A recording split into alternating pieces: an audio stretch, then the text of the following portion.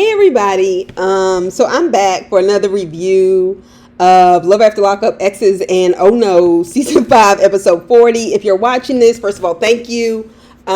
Please be sure to like the video, subscribe to the channel. On my last video from last night about Eric Adams and some other goings-ons, somebody wrote in my comments, why is your apartment always so hot? I feel bad for you. First of all, please don't feel bad for me. My apartment, now in the fall and winter, does stay hot because a lot of apartments in the Northeast have a tendency to overheat. But a lot of times when I get on here, I'm usually just coming out the shower or just got done working out. So I had to do a shower, stuff like that. So what happens is, and I'm a sweater anyway. I don't care what time of the year it is, I sweat a lot. But I had started to not cut on the air during some of the videos because I thought it was distracting. But now, since somebody done brought it up, since apparently, that's a bit of an eyesore for them, I'll just keep it on. Anyway, but don't feel bad for me. So, I know exactly what's happening. All right, anyway, so let's start. Oh, gosh. These people. Let's just go ahead and start here. True and Shante. Shante, I'm glad that you won't be on next season. I have to be honest, because this was only going to get harder for me to watch. I really think you need to take some time and just love yourself. And now I'll be moving on. All right, so they go to Peppa's house, which is where he's paroled to. Peppa says it's nice to finally meet you, so she at least knows about Shante. I was already annoyed with their arrival. Was I the only one that noticed when they went up the stairs and entered the house? Like, True entered before Shante. He walked up the stairs ahead of her. That is not what men are supposed to do. Men are supposed to walk up the stairs behind you, and they're supposed to let you through a door first. And if you don't know that, I'm telling you, that's how it's supposed to work. Okay, especially with a pregnant woman, you ass. Anyway, she asked Peppa, how do you feel about him staying here? And she says, it's cool. I try to help my people when I can. Peppa look a little, like something ain't all there either. But Peppa was cool. No, I don't think she's trying to sleep with True. Okay. Anyway, so, she asked if he was allowed to have visitors. She's basically trying to figure out how many females he can bring up and through there. She was like, well, I'm a homebody. I don't like females. I don't like people, period. I said, that's me. I agree.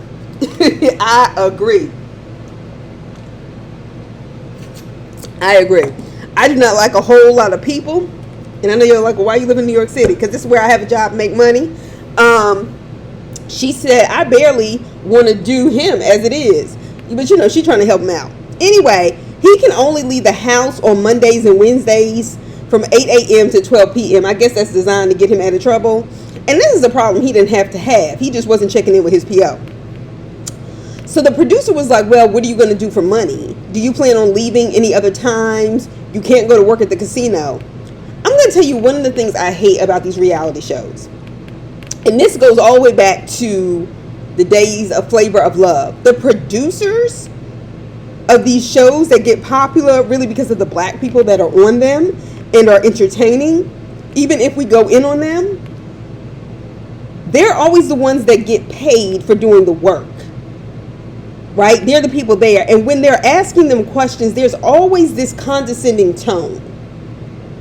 And I don't like it because I know it's racist. Am I the only one that picks that shit up? And it gives that Vlad TV vibe. I remember the first time I heard an interview from him, because people were always posting his stuff, and this was years ago. I just presumed it was a black channel. It was always black artists or something like that on there. And, excuse me, I just assumed he was black. So when I actually heard his voice, I said, is this a white man? And he asked those condescending, racist-ass questions. He enjoys hearing black people talk bad about each other. He'll have one guest one day and say, oh, they said this. And I was like, why are black people giving him so much burn?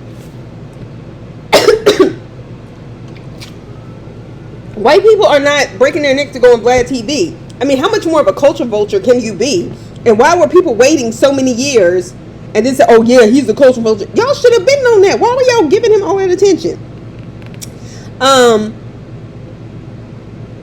So yeah, I said never again. But then it was all this other stuff. So he's made his money off black gas. He's not black. He's not involved in any causes that donate to the black community unless pressured. So miss me. And I feel like it's like that with this show too. They don't talk to the white people the same way unless they have given us excuse me, I told you I'm getting over a cold.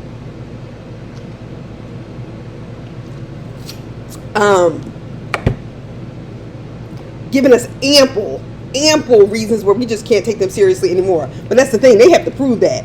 So anyway, out of nowhere, after we get a break from them and they come back to us, after they're talking about him being around for the birth of the kids and shit, and he's flirting with her, and it looked like they were about to sleep together, whatever. We see her getting in her car, calling her best friend, and saying True cheated. Now, I imagine the best friend, Naya, excuse me, I am really sorry, but I cannot help it. I'm a germaphobe. Okay.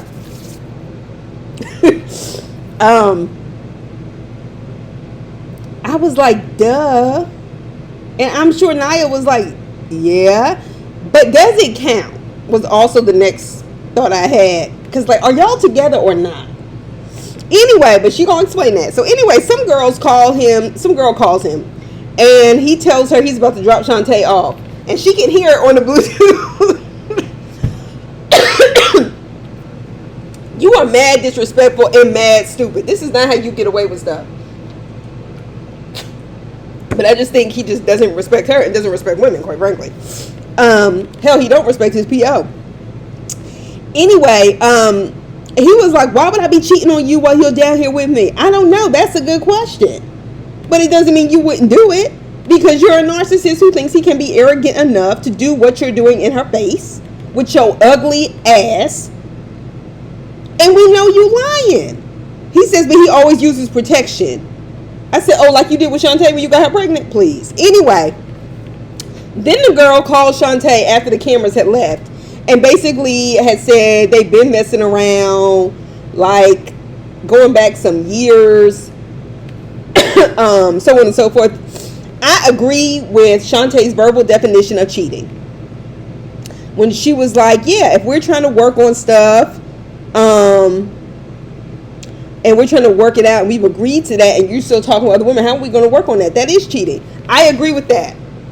However, I still felt like, what do you expect? Okay? What did you expect with him? Yes, Shante, you should have known it was not going to work, but cut your losses. Why did you drive back to Pepper's house and give him his stuff? Girl, fuck him. You should have kept going. I would have thrown that shit away at a rest stop, at a gas station. It would not have mattered. He wouldn't have gotten a goddamn thing back from me. What's he going to do, call the police? Anyway, he says, well, she's my... Excuse me. So anyway, he says, well, she my baby mama now. She ain't going nowhere. That kind of fucking mentality. Right? That right there. All this talk about women always trying to trap men, because women, yeah, definitely want to have babies and raise them by themselves. You know who often does that? Well-educated, rich white women that want children. They'll go to the banks. And they have the money and the resources to do it. They do intend to raise them by themselves. So all of this talk about how women try to trap men, miss me with the bullshit. There are plenty of men who try to impregnate women to control them and maintain some connection as a form of control. And True is no different. He falls right into that category. All right. Shante was still in this car telling Naya the whole story. Now, I hope it was because of production, but all I wanted to say was, Shante, go. Stop talking to him. Go get one of Melody Rogers' shirts and say, God said go. Anyway, he's a liar. Shante, the moment you agreed to travel with him to see his PO, you fucked yourself on that one. No pregnant woman needs to be under that kind of stress. All right? So he said True, excuse me.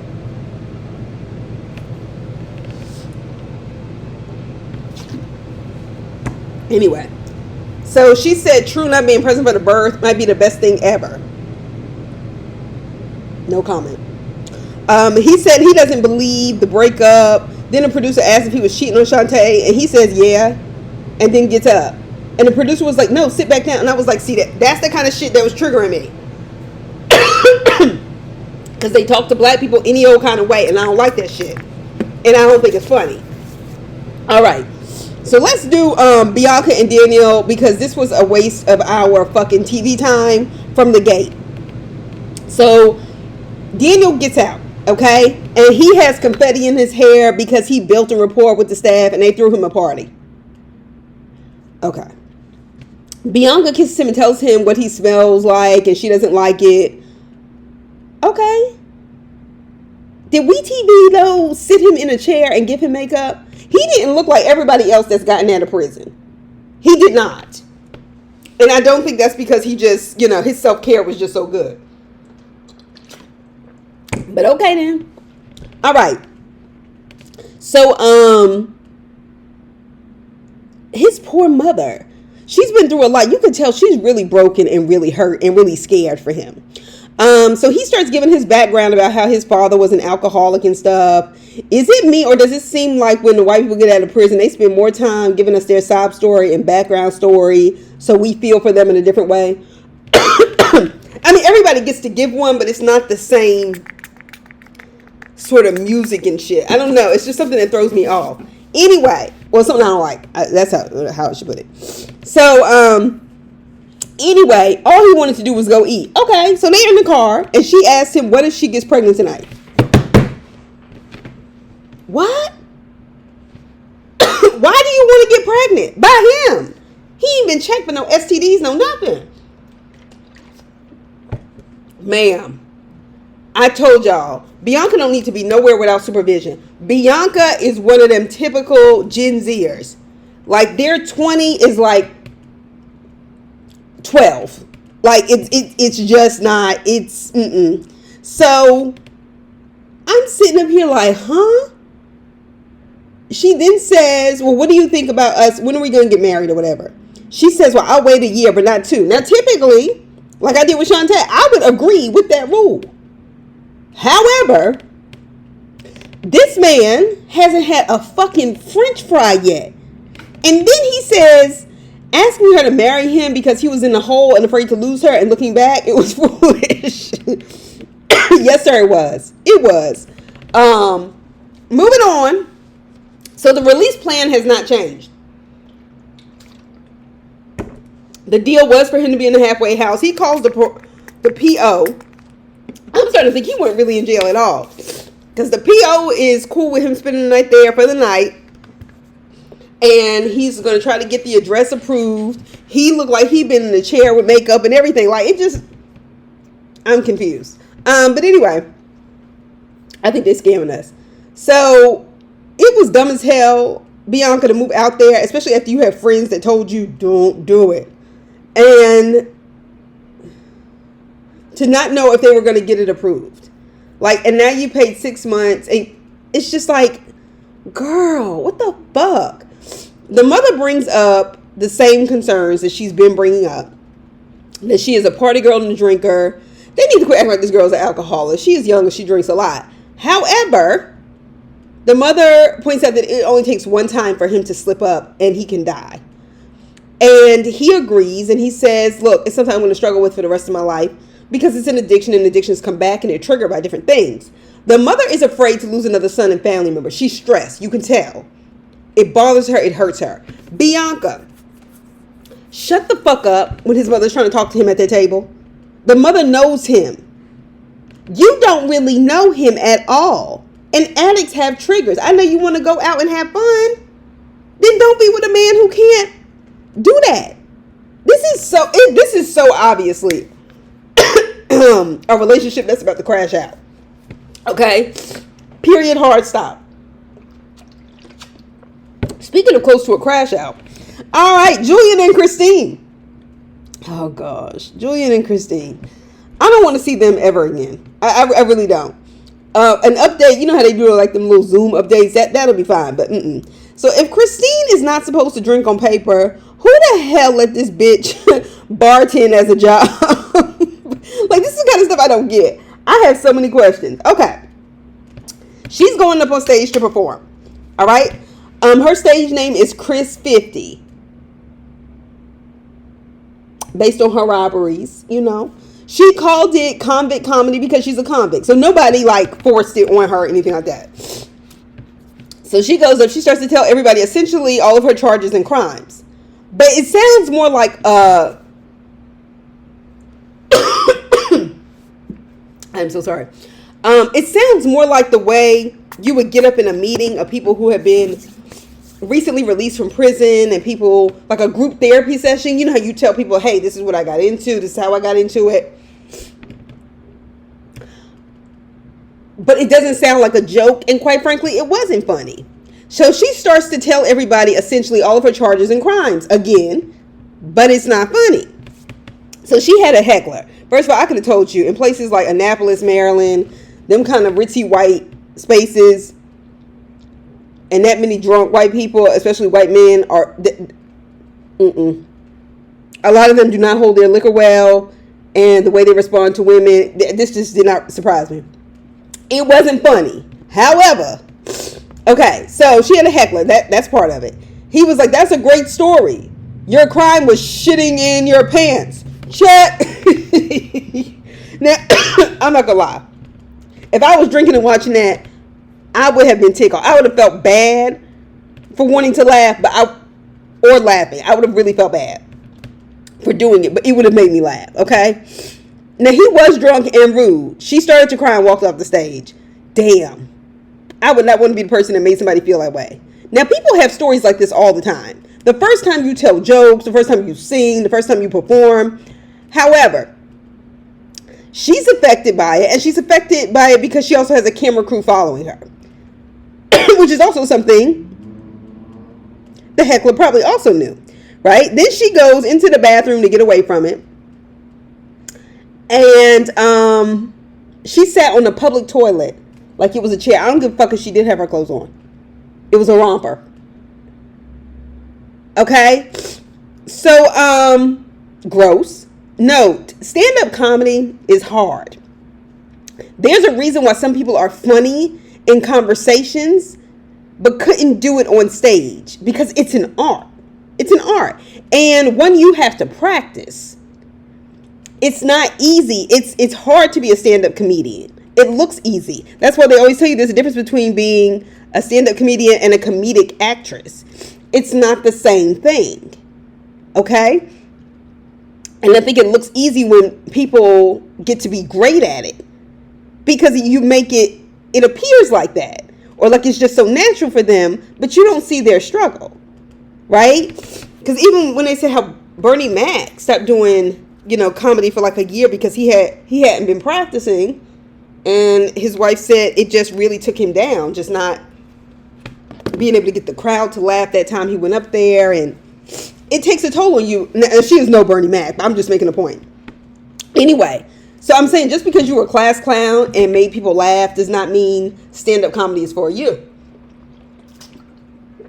But you do need to practice, all right? So anyway, she eventually leaves and gets off the toilet to leave the restaurant. We never see her wash her hands because she didn't. That's gross. She said she never wants to try again. I can understand that. Everybody takes their hits when they try something and fail, especially when they thought they were good at it. I can understand that. But it takes balls to try to get a room full of people to laugh. And it takes even more talent and skill and gift and focus to be able to make a room full of people laugh. Julian says she feels sad because her dream didn't go well, and he feels bad. And I'm sure he feels extra bad because he wasn't really encouraging at first. You got to keep it up. It gets tough sometimes. She says she's, I guess she's going to try it again. But honestly, it's about how you come back. Make that the joke. Make that the joke. Yeah. It's my second time trying stand-up comedy. And the first time I did it, I was up here talking about, my life as a convict, ex-convict. I robbed banks. And some guy said, no, your crime was shitting in your pants. Like, and just make that the joke. But don't let it take you down. All right. Okay. So, Hope and Arthur. Hope and Arthur. Arthur, baby boy, I just want you to be okay. I really do. And you can't be okay with Hope in your life. Now, so we're at the end of the dinner. They do a toast saying it's over. And then the sister, with her fox and hound looking ass, keeps saying it ain't over with your ugly speaking gibberish ass. I don't like her. I don't. So Mr. Johnny, the grandfather, says, can I speak to you by yourself? Politely. Arthur goes over there and he just asked him quietly. He did not ask him in front of everybody. He did not try to humiliate him. And he says, you weren't in the gang, were you? And Arthur says, no, sir. And that's all the grandpa needed to know. And I think the reason why he asked that question was because he was one of those correction officers. He didn't belabor the point at all. He knows those gang ties run deep. And people in them can get pulled back very easily. And when they can't, or when they do, your family can get pulled in it too. That seemed like that was his concern. And he also didn't want to upset, I think, the rest of the family by asking him. Grandpa's a real man. Grandpa knows how to handle shit. All right? So, I appreciate him pulling him to the side like that. I felt like that was some real man shit. And I respect that. Okay, so Arthur brings up how she, as they're leaving, how she let her sisters grill him. She responded by saying, well, they were asking you questions, not me. And they grilled me before you got there. Baby. I get kind of being hands off, because your family does need to ask questions because they care about you. There's some things you do have to deal with.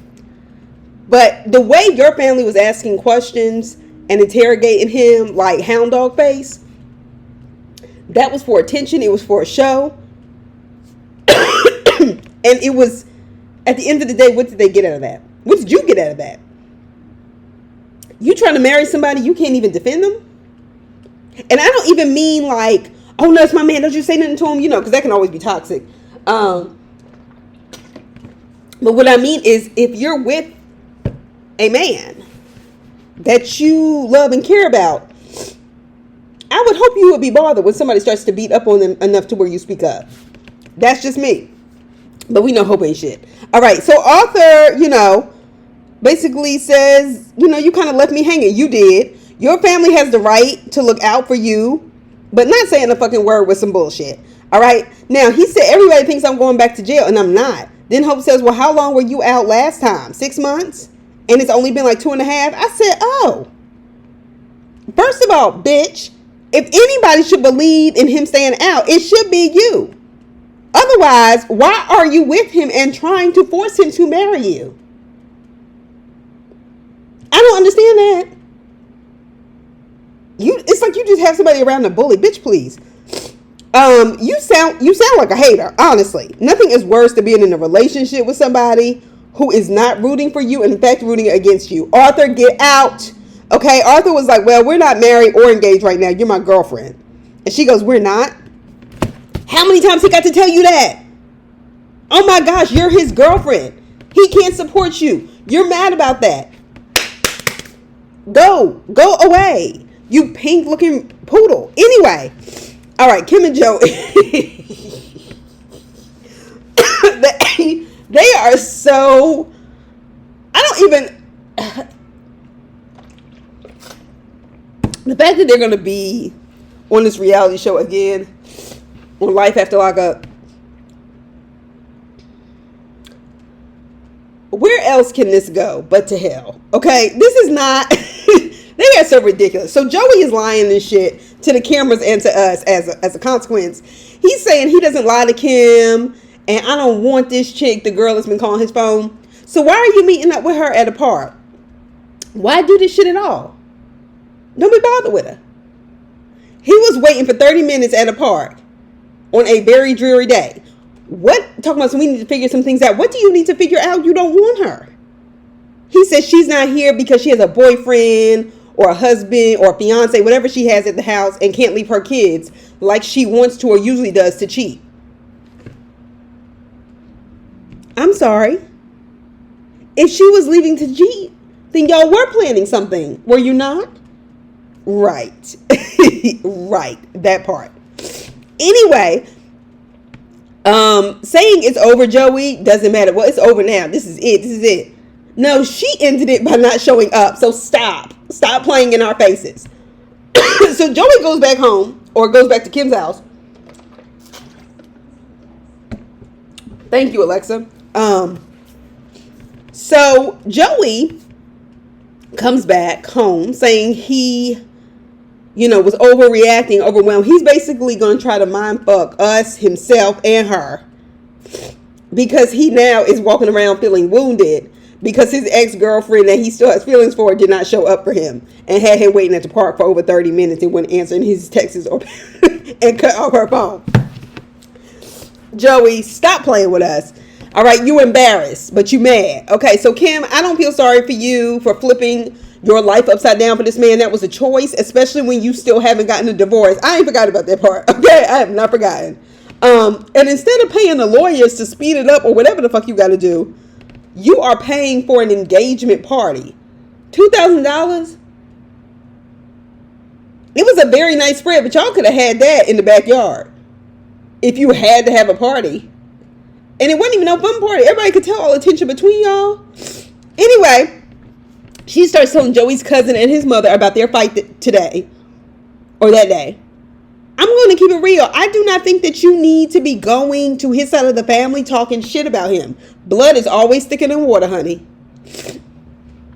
I don't care how nice they are. I don't care how much they like you. I don't care how mad at him they get. Blood is thicker than water, and don't you ever forget it. She's really telling them to try to get them to make him behave the way she wants him to. QK Michelle, you cannot raise a man, okay? I've seen people try to go to people's families with their relationship issues to do that. Unless there is something like an addiction problem where you kind of need to intervene or you need to have an intervention, they can't make him behave a certain way. Grown people do what they want to do. It's your engagement party. And this is what you choose to talk about. Who's babysitting your kids, Kim? I want to know. Because his mama is there. She don't want to use the washroom. It's not like you say you leave him with their daddy. Okay, girl. Okay.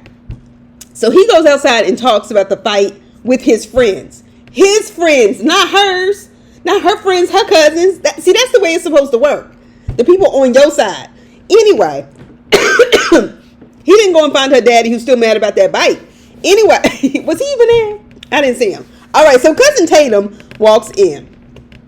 Now, y'all know I feel a way about Cousin Tatum just because I felt it was so sorry of Kim to show up to that girl's nail shop as her cousin, telling her 20 years later, I'm engaged to your first boyfriend who you lost your virginity to, which I happen to know because I'm your cousin, and I was also sleeping with him at the time, even though I knew he was your boyfriend, and I also knew you were my cousin.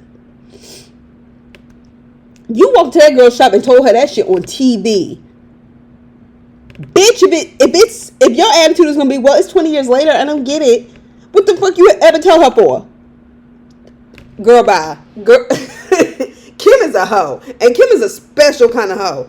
She's like that Kim Zolciak kind of whore. That, I mean, you've met plenty of chicks like him, but she's that kind of, she's grungy. So anyway, Cousin Tatum walks in. That's a tough space to be because Tatum probably feels like it's family, so I need to come. It's always those who have the loyalty to the family that I feel like get fucked over the most by family, okay? It's just one of those things. Even though she told her she fucked Joey when he was her boyfriend in high school knowingly. And then she has an engagement party and invites her after telling her this shit. Maybe she still felt obligated to go. To not appear petty. She looked like she wanted to cry when she walked in. And everybody was looking at her when she walked in. I thought that's what was making her feel like she cried. Because they done all been gossiping about it. They done all told her business. So she said it's kind of weird seeing y'all together. And she says, I don't like it at all. So she's breaking down and crying. And I'm kind of like, well, wounds are wounds. I wouldn't have come to the party and cried. I wouldn't come at all. Because that's what it looked like initially. So it looked like Kim thought she was bothered from the high school shit. But that's not exactly what Tatum was talking about. Tatum said, well, when I walked in, he whistled at me outside. And she was like, okay, so whistled. Like, what? Bitch, you know what whistling means. Especially down south. People still do that stuff. Okay, that is like a form of flirtation. And I know you're probably like, how? Why? Especially white men. I know. Okay, anyway, I'm just telling you. All right? So Tatum said he whistled at her outside. And she said it hit her hard. She said him whistling made me feel like, really icky. And she said, look, I just feel like he's going to play you. I really do. And Kim said she's caught off guard by Tatum. She thinks she's overreacting. She said regardless of whether it was an engagement party, I would still think she was overreacting to this. She was like, it was 20 years ago and, she needs to get over it. She wouldn't have really had to get over this had you not made this her fucking business. Okay? You could have left her out of the part. Oh, yeah, we fucked in high school behind your back. Bitch, what? And I'm here for the cousin or the friend who was like, no, he definitely whistled at her on the way in, and Tatum has the right to feel that way. We don't know what kind of relationship or what kind of things he did to Tatum in high school. There are things that come up and dredge up in your memory that you have pushed down and forgotten about. And on the surface, it can appear weird and an overreaction and just like, why are you doing all this? It can. But why would he even make that kind of advance to you? And he's engaged to your cousin. Oh, yeah, because your cousin doesn't respect y'all's family and relationship enough to not have done that. Miss me. And he was just at the park. I thought she was going to say, look, I feel like he's going to play you. I wonder if she knows, because that town got to be like this big, that the ex-girlfriend has contacted her saying he was contacting her anyway, knowing she was going to go back and tell Kim. I hope at best, Tatum, you get some more customers at your nail shop, okay? Because this is some foolishness. Last and kind of least. All right, no, I'm kidding. All right, so Zaria and Troy. Troy. Poor Troy. Poor Troy. That sounds like the name of a play.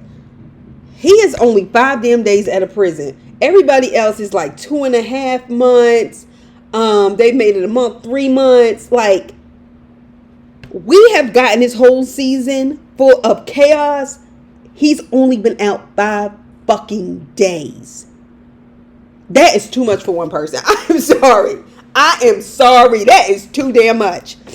Anyway, so Yana, the baby mother, and Troy show up. And I was like, oh, I didn't realize his name was spelled like that. It didn't cross. I didn't catch on to it. The little girl's name is Troy with 2 eyes. I thought that was cute. I think that's a cute little way to name your daughter after your son. Because sometimes people, sometimes it's cute on girls when you have like a boy's name. Like, I remember this girl in college, her name was Charlie. And it wasn't short for anything, it was just Charlie. And I just thought that was like so cute. Anyway, so at first I was like, how come I never noticed that? But anyway, so she is a very pretty little girl. Her hair was, them cornrows was given, honey. It was given, and it was just enough beads. It didn't look like, colorful icicles on her head or nothing. Like that. She looked like a little girl, okay? And I like that. And that's definitely his daughter, because she has his face. So he brought her some gifts, okay? And so I had said last week, I said, you ain't stopped by the store, you ain't get that little girl nothing. Okay, oops, they did get her something. All right. Okay. Received. All right. So,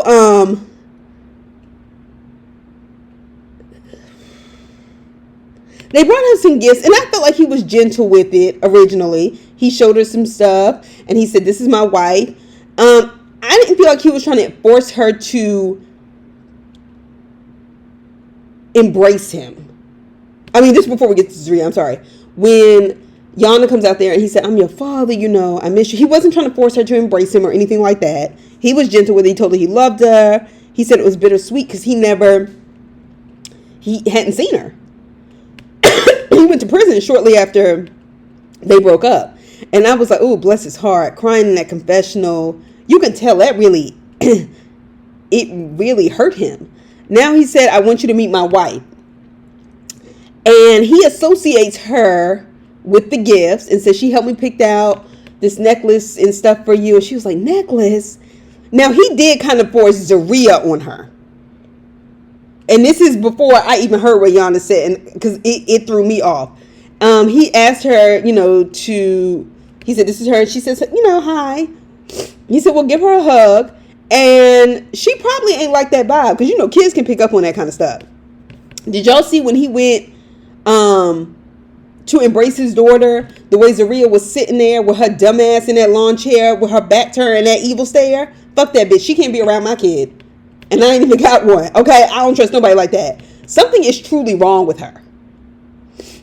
Because you ain't been spending a whole lot of time with your son in the past few days. But it's only been 5. And he's been with his grandparents or whatever. But it's because you carrying on with this bullshit. And you don't want him. You want him to act like a father to your kid. And this is how you behave. That shit ain't cool. That's his child. And therefore now, a part of your family, whether you like it or not, because you married him. Now, I can tell by the way she responded to him by saying, I love you too. I miss you too. Even her little confessional, she is a very smart little girl and she is incredibly polite. She seems well adjusted, which means her mother has done a good fucking job. I don't know what the hell her mother does otherwise. I don't know who she with, and it don't matter. A kid does not turn out like that, especially in front of cameras or in front of people they've never met, by accident. They don't. They do not. She has done a good job. That's what it is. All right. So now, Troy, you had me fucked up, though. When you went over there and told that little girl, now this is Zaria. And I know your mom says stuff about her, but this is the only woman with the same last name as you. You don't have to call her mommy. You can call her Mama Z or Miss Z and stuff. You didn't have to say that in front of that little girl. She is 7 fucking years old. She don't need to know about none of that. Period. And that was to appease Zaria. Do not pull that baby in that stuff. This bitch didn't even speak to Yana. I don't care. Even if Yana was being petty. You can't be around my child and then not speak to me. You marry him, you take what comes with him, and that means sometimes you're going to have to bite the fucking bullet. Okay? So y'all going to fuck that little girl up using her as a pawn. Because y'all don't know how to communicate or talk to each other. Or you can't talk to her without Zaria screaming at you like a banshee. Anyway. So, that was clear. Karen was like, you being nice. I'm glad you're being nice. Yes, because that was clear to me too. Because I could look at Yana and tell, not to make assumptions, she is not the kind of chick you want to fuck with. Like, she just gave me that vibe. I think she's a great mother and is doing a very good job with her daughter. But something about her tells me that you'll get your head rocked. And that she's done it before and can do it again and again. Just saying. That's my impression. And honestly, that's how you set an example. It really is. Until I heard her say, I already told my daughter she don't have to speak to her or do anything with her. And Karen said, well, she shook her hand and she said, but he forced the hug. I noticed that too.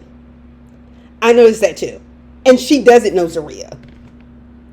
And I can understand parents who don't make their kids hug people. Now, I'm not here for that, not making your kids speak because they don't feel like it. Because that's fucking rude. Okay? I don't give a fuck. It's rude. But your bodily autonomy in that way needs to be respected. And it's her daughter at the end of the day. And so I just feel like this little girl is involved too much already. She's getting ridiculous mixed messages from both her parents, and it's not fair to her. She's too young to figure that out. Okay? For Zaria to say to that little girl, I would never be mean to your mommy. Bitch, are you for real? And that's why Yana walked off.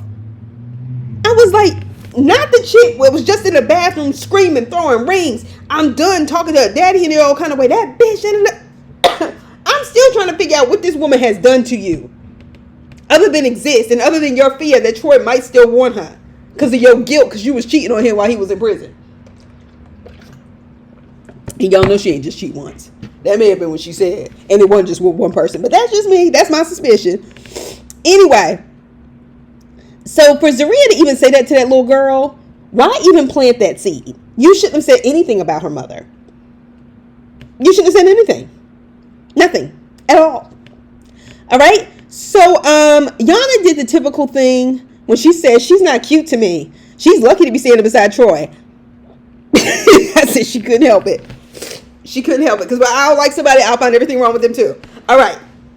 But you had to give me a reason not to like you. So Karen says by the outfit Yana has on, she wasn't coming to fight anyway. She was coming to turn heads. That's obvious because I don't know what the temperature was based on the way everybody was dressed. Now Karen had a t-shirt on for a little bit, but then had her jacket. Troy had a whole ass jean coach jacket on. Zaria had a little bubble jacket on. The sister kind of had short sleeve, but she was moving around. The cousin had short sleeve shirt on. I couldn't tell what the weather was. I really couldn't. The little girl was wearing pants and like a 3/4 sleeve. Like, so I'm not sure what but anyway, okay. So yeah. So Yana says she has no beef with him. She said they broke up around 2016 in the middle of the pregnancy. She said, yeah, it was a rocky relationship. Yana says, he was her first love and stuff like that. And they're still young. So like 22, 23 maybe when they had that baby. She said, we have a tight relationship. She was like, we've been communicating since he's been out of prison. She said she's only letting Troy, little girl Troy, stay today with him. She told him this because she's around your whole family. She said she's a stranger. Talking about Zaria. She was like, I don't know her. And he said, so, well, what are we going to do in terms of custody or whatever? She was like, well, she gets out of school soon for the summer. He was like, okay. So maybe she can stay 1 week with us in Syracuse, 1 week with y'all in Buffalo. And she was like, I said, oh, shit. She was like, I'm not letting her do that. And I was like, regardless of motive, I have to agree. She was like, Zaria is a stranger. She says, that's your prison buddy. You met her in prison. You don't know her. And he's only been out 5 days. We got a whole season out of 5 days worth of fuck shit from this couple. Meanwhile, we had to get months of shit from everybody else. Okay, girl. So, I have to agree with that. And this is somebody who doesn't even speak when you walk in. And I'm sorry, people who don't like your mom, it's the same thing my mother used to tell us as kids. People who don't like your family don't like you. If they don't like your sister, they don't like you. They don't like your brother, they don't like you. And so that's always been my mentality. And then as I get older, of course my mother never told us this stuff, but stuff I noticed in the family. People who didn't like my mother, and I was an adult and don't have to be bothered with that, you can't like me. My mother never told us these things. Because, she's a woman of class. But no. And this is my thing with Zaria. Troy needs to be in his child's life and wants to be in his child's life. Yana already has custody of their child. Troy has a record. That's why you should have bitten the bullet and tried to be nice. But you couldn't get out of your own way to make sure that he was feeling good because you know how important his daughter was, especially after you threatened to not go with him up there to see his fucking daughter. You don't care, and that shit ain't cool. That shit is toxic, and it'll get you back into trouble, Troy. But the problem is who you going to turn to. It can't be Karen, because Karen just as bad. So, she said that Troy doesn't really know Zaria. She says she never tried to get to know me, but doesn't know exactly why she doesn't like me. She said it must be based off what he told her in prison when he was hurt and just talking about me, and it probably was. She was like, I guess I was confused also after that conversation because she pulls off and says, I'm just letting her stay here because y'all are, your family is here. And essentially she knows them. Karen may be crazy as hell, but she don't really feel like Karen will hurt her child and the cousins and stuff like that. But I am confused as to why the mother left Troy there at Karen's house, the little girl, only for Troy and Zaria to leave and head back home. I thought you were supposed to be spending time with your daughter. What the fuck is going on? So Troy is trying to prove to Zaria that he said, I'm really trying to prove that I can be faithful. I was like, ain't she the one that was cheating? Okay, Troy. She is not good for you. Troy, leave her as soon as you can and get back in your child's life before it's too late. Now, follow-ups. Kim and Joey. According to Joey, he no longer talks to his ex-girlfriend and Kimmy has blocked her. I don't believe it, but okay. They're planning a wedding with or without Tatum. I'm sure Tatum is so broken up over that. And they'll be on Life After Lockup. Julian and Christine. Julian hopes to get a new job soon. We hope that for you too. Christine is giving Stand Up a second chance. She's met his father, but not his kids. And she met him over Zoom. I don't know if that's because he was sick or what. But Christine, I don't know how long you're going to let yourself be hidden that way. Moving on, Letitia. We can't get Letitia and Keith because we can't get them in the same room. So Letitia and her girls are living in another rental in Davenport, Iowa, wherever the hell that is. Her plans to relocate are on hold. Good. Letitia was recently arrested for theft. And it's 5 years if she's convicted. Damn, girl, what the fuck you steal? 5 years? What you steal and why? He's supposed to be released on the 24th. So apparently he got released this week, this past Tuesday. Keep you out? Let us know. We want to know. Hope and Arthur broke up after filming. Good. He was arrested again in May of this year and he's awaiting trial or something. I heard that it was over Hope's bullshit. Whatever. Zaria, but I need to look that up more. So Zaria and Troy are planning a wedding redo with family and friends. That's going to be a hot ass mess, which might be why they're going to be on Life After Lockup. Although I'm kind of excited to see how this turns out. And I want Troy to walk away from her. Because let's be real. Even if he fuck Yana, she ain't going to leave. She just going to keep screaming at him. Anyway, True is no longer on house arrest. And so my first thought was, well, where is he? Prison? Anyway. Sorry, that's me. Shante is no longer expecting. They told her that they can no longer find a heartbeat for either baby. That's sad. I'm sorry for any woman who miscarries, who loses a baby. And you're in my prayers, Shante. That's one of the worst things I think that can happen to a woman is to miscarry children, and certainly twins, regardless of the situation. So Daniel and Bianca will be on Life After Lockup. Why? We don't care. They bore me. But anyway, that's all I have. And I hope you all have a wonderful weekend. I'll talk to y'all soon. Bye.